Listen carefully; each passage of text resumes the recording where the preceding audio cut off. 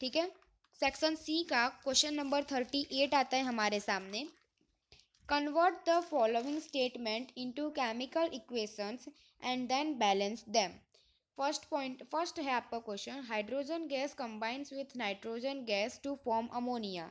Answer है आपका, hydrogen gas combines with nitrogen gas to form ammonia N2 plus 3H2 will gives 2NH3। 2NH3 से आपको ammonia मिल जाएगा। ठीक है, यानी कि नाइट्रोजन प्लस हाइड्रोजन अगर हम लोग रिएक्ट करवाएंगे तो उससे हमको जो प्रोडक्ट मिलेगा वो मिलेगा हमारा अमोनिया। बी नंबर का जो क्वेश्चन है वो है, hydrogen sulphide gas burns in air to give sulphur dioxide and water. Answer है, hydrogen sulphide gas burns in air to give sulphur dioxide and water. Reaction है आपका 2H2S plus 3O2 will gives 2SO2 plus 2H2O। यानी sulphur hydrogen sulphide plus oxygen को react करवाएंगे तो उससे हमको product मिलेगा sulphur dioxide plus water. C का क्वेश्चन है आपका, question number C, potassium metal react with water to give potassium hydroxide and hydrogen gas. Answer है, potassium metal react with water to give potassium hydroxide and hydrogen gas. Reaction है 2K plus 2H2O will gives 2KOH plus H2। यानी potassium plus water को react करवाएंगे तो answer मिलेगा potassium hydroxide plus hydrogen. Next question आता है question number 39, define the following terms minerals और gangue. तो फिर फर्स्ट है आपका मिनरल्स, तो the element or compound which occur naturally in the earth crust are known as minerals. Second है आपका और, तो the minerals which contains a very large percentage of particular metal and it can be extracted profitably from them are called ores. Third point है gangue, तो the impurities present in ore are called gangue. Next question आता है question number 40, state the exception of metallic and non metallic elements. Answer है आपका, किस exception of metallic compound. First है, all metals except mercury and are solid at room temperature while mercury is a liquid at room temperature. Second point, generally metals have high melting point, but gallium and caesium have very low melting point. Third point है, alkali metals are very soft, hence they can be cut with a knife, while other metals cannot be cut with knife. अब exception of non metallic compound आता है हमारे सामने। First point है, generally non metals exist as solid or gaseous at room temperature while bromine is a liquid. Second point, non-metals does not possesses luster, but iodine is the only non-metal which possesses luster. Third point, non-metal have low melting point, but the diamond and allotropy of carbon process very high melting point. Fourth point आता है, non-metals are generally non-conductor of electricity, but the graphite and allotropy of carbon is the only non-metal which conduct electric current. ठीक है, तो ये था आपका question number 40 का answer. Next आता है आपका question number 41, for a particular situation which hormone prepares the human body for either fighting or running away from the situation, state the effect of this hormone in human body यानी animal body. ठीक है, 41 का answer है आपका, adrenaline hormone is secreted from adrenal gland in the body under the fight or fight situation. The effect of adrenaline of body are as follows. The heartbeat becomes faster, resulting in supply of more oxygen to muscles. The blood supply to the digestive system and skin is reduced due to the constriction of muscles around small arteries in these organs. This diverts the blood to skeletal muscles. Third point, the breathing rate increases because of the concentration of diaphragm and the rib muscles. All these responsible together enable the animal body to the ready to deal with the situation of fight or flight. Next question आता है question number 42, explain structure of female reproductive system with diagram. Answer है आपका, female reproductive system consist of a pair of ovary, a pair of oviduct and uterus, a vagina and a vaginal opening. तो ये हम यहाँ पे आपको यहाँ पे देख सकते हैं आपने, यहाँ पे हमने ड्राइंग बनाई है, आपको भी इसी तरह से ड्राइंग बनानी है, ठीक है। फीमेल स्ट्रक्चर का ये है ये जो आप ड्राइंग देख रहे हैं ये फीमेल रिप्रोडक्टिव सिस्टम है। ये अगर आपके पास डाइजेस्ट है तो उससे भी मिल जाएगी, अगर आपके पास टेक्स्ट बुक है तो उसमें भी मिल जाएगी, ठीक है। इसकी आप प्रैक्टिस अच्छे से कर लीजिए। और इसका एक्सप्लेनेशन है ovary. One pair of ovary lie inside the abdominal cavity of a woman. The female germ cell or egg are formed in the ovaries. Ovary produce female sex hormones such as estrogen and progesterone. When a girl is born, the ovaries already contain thousands of immature eggs or reaching puberty. Some of these egg cells starting maturing. One egg is produced every month by one of the ovaries. Oviduct. One pair of oviduct are present which are not attached to ovaries, and the egg is carried from the ovary to uterus through an thin oviduct. The fertilization of egg cell made by sperm takes place in the initial part of the oviduct uterus. The two oviduct unite into a elastic bag-like structure called uterus. The implantation and development of embryo occur here. The distal narrow end of the uterus is called cervix. Vagina. So through the cervix, uterus opens into tubular structure vagina, and vagina opens outside through the vaginal opening, and the sperms enter through the vaginal passage during sexual intercourse. ठीक है, ये था आपका question number 42 का answer. Question number 43 आता है हमारे सामने। Explain menstruation. आंसर है हमारा menstruation is the periodic event taking place after every 28 days in immature woman.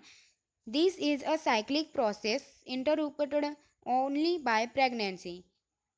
During menstruation, there is a bleeding through vaginal opening, and the cell debris and unfertilized ovum is given out of the body during menstruation. If the egg is not fertilized, it lives for about 1 day. Since the ovary release one egg every month, the uterus also prepares itself every month to receive a fertilized egg.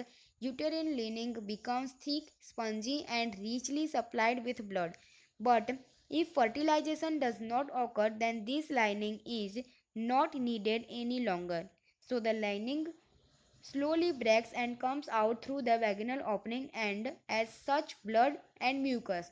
The cycle takes place through roughly every month and is called menstruation. It usually lasts for about 2 to 8 days. ठीक है, ये था आपका question number 43 का answer. Next आता है अब आपका question number 44। An object is placed at the distance 10 cm from a convex mirror having focal length 15 cm. State the position and nature of image formed by the mirror. ठीक है, 44 number का answer है आपके सामने। यहाँ पे एक object दिया गया है जिसका आपको 10 सेंटीमीटर डिस्टेंस पे रखा गया है। वो ऑब्जेक्ट किसके दूरी से? कॉन्वेक्स मिरर से 10 सेंटीमीटर दूर एक ऑब्जेक्ट रखा गया है जिसका फोकल लेंथ है हमारे सामने 15 सेंटीमीटर। हमको उसकी पोजीशन, उसका नेचर, उस इमेज का वो हमको बताना है। ठीक है, तो ये रहा आपके सामने इसका सॉल्यूशन। इस तरह से आपको इसका सॉल्यूशन लिखना है। हियर ऑब्जेक्ट का जो डिस्टेंस है यू, वो है आपको -10 सेंटीमीटर दिया गया है। एक्चुअली यहाँ पे 10 सेंटीमीटर दिया है, लेकिन जब भी हम डिस्टेंस लेते हैं यू तब वो नेगेटिव में लिया जाता है, इसलिए हम लोग यहाँ पे आंसर ले रहे हैं -10 centimetre. Focal length of the mirror जो है वो एफ जो हमको दी गई है वो है हमारे सामने 15 सेंटीमीटर।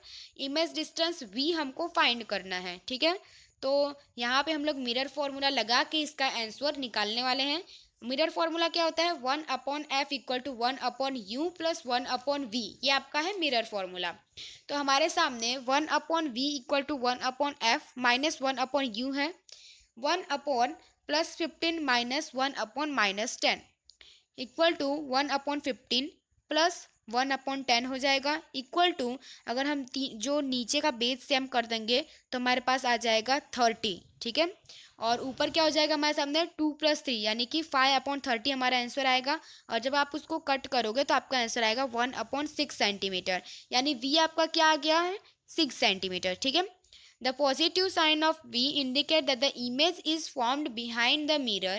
And now magnification का जो फॉर्मूला होता है वो होता है आपका m equal to minus v upon u, और मैग्निफिकेशन v हमको अभी हमने निकाला, ये रहा 6 सेंटीमीटर, ठीक है, और u हमको दिया गया था -10 सेंटीमीटर, ठीक है। जब आप इसको सॉल्व करोगे तो आपका आंसर आ जाएगा +0.6 सेंटीमीटर, ये आपका आंसर आ जाएगा। Positive value of magnification indicate that अगर हमको वैल्यू पॉजिटिव मिलती है, यहाँ से जो आपका माइनस माइनस कट हो जाएगा, तो 6/10 आपको सॉल्व करोगे तो 0.6 आंसर आएगा, यानी कि आपको positive value milli.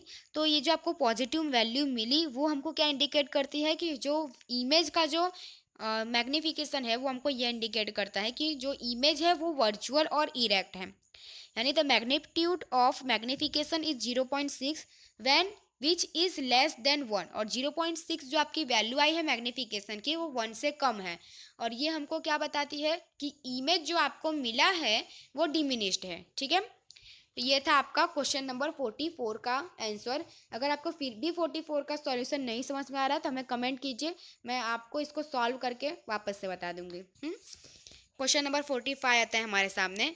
Explain the following terms with reference to convex lens. And first है आपका centre of curvature. Centre of curvature का आंसर है the centre of transparent sphere of which the curved surface of lens forms a part is called the centre of curvature of the respective spherical surface of the lens. Center of sphere from which two surface of lens are formed are called center of curvatures of two respective spherical surface. Thus, lens has two centers of curvature C1 and C2. First surface of lens, surface 1 has C1 and center of curvature, and for surface 2 is it C2. ठीक है। Second आता है आपका principal axis. Principal axis है the imaginary straight line passing through the two centres of curvature C1 and C2 of both surface of the lens is called the principal axis of lens. और यहाँ पे आपको image दिया गया है, आप उसके दौरान अच्छे से समझ सकते हो। थर्ड आपको दिया गया है फोकल लेंथ, ठीक है। तो फोकल लेंथ में आपका आंसर है the distance of the principal focus from the optical center of the lens is called the focal length f of the lens, ठीक है। ये था आपका फोकल लेंथ का आंसर। नाउ नेक्स्ट क्वेश्चन आता है आपका question number 46। Derive the formula of equivalent resistance for parallel combination of resistor. Answer है आपका 2 or more than 2 resistors are said to be the connected in parallel if one end of each resistor is connected to one point and the other end is connected to another point, so that more than one path are available for the current to flow and potential difference across each resistor is the same and is equal to the applied potential difference between the two common points. Three resistors with resistance R1, R2 and R3 are connected in parallel between point A and B as shown in the figure। आपको यहाँ पे नीचे figure draw किया हुआ दिख रहा है, उसमें आपको बताया गया है। Here the current I get divided at point A amongst three resistors as shown in the figure, and the value of the current flowing through each resistor depend on the value of its resistance. Let यहाँ पे आपको दिया गया है L1, L2 और L3 with the current flowing through the resistor with resistance R1, R2 and R3 respectively, यानी I हो गया आपका L1 plus L2 plus L3, ठीक है।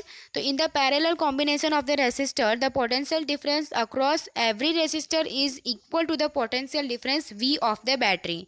According to Ohm's law L1 equal to V upon R1, L2 equal to V upon R2, L3 equal to V upon R3। तो L1 हो गया आपका V upon R1 plus V upon R2 plus V upon R3। Now if a resistor with resistance RP instead of this three resistor with resistance R1, R2 and R3 is connected in the circuit such that the current flowing through the circuit remains the same as I, then RP is called the equivalent resistance of the circuit। जैसे कि आपको यहाँ पे figure में दिख रहा है, अगर आप फिगर देखोगे तो आपको अच्छे से समझ में आ जाएगा। I है आपका I equal to V upon RP, और इक्वेशन हमने जो पहले लिखा था L equal to I equal to L1 plus L2 plus L3, उसमें V equal to R P equal to V upon R1 plus R2 plus R3, तो 1/RP हो गया आपका 1/R1 plus 1/R2 plus 1/R3. Thus in the parallel combination of resistor the sum of the reciprocal of the individual, अगर आप इसका reciprocal करते हो तो आपको इसका रेसिप्रोकल करने पर आंसर आएगा RP, और RP जो है is less than any of the individual resistance in the circuit. Circuit के किसी भी इंडिविजुअल रेसिस्टेंस का अगर आप मेजर करते हो तो RP जो है उससे कम होगा. ठीक है.